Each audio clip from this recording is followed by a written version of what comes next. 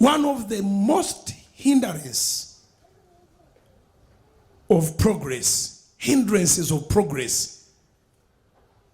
they don't belong to God, neither to us as individuals. Where do they belong? They are called public opinions.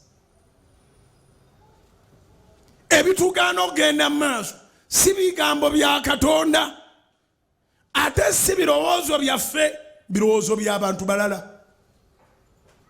Mukama kyava akugamba nti nkwegayiridde ebintu by'abantu abo wandi bivuddeko. Polowooza bigambo bya dda.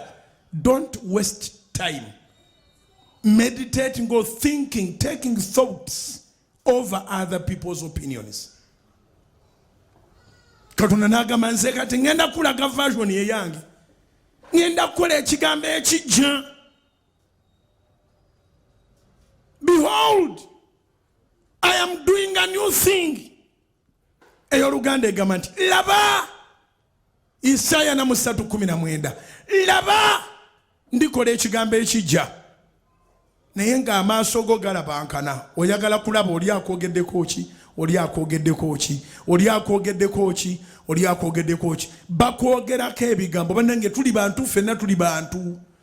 Ng'ogyeko okuba nti abakazi bo babakola nga they are emotional creatures. Ninaffe tulina emotions ng'abasajja. Ogenda okwekanga tokyagala fuluma genda kukola. Bakumazeemu amaanyi. Bakuba ebigambo ne bakumalamu amaanyi.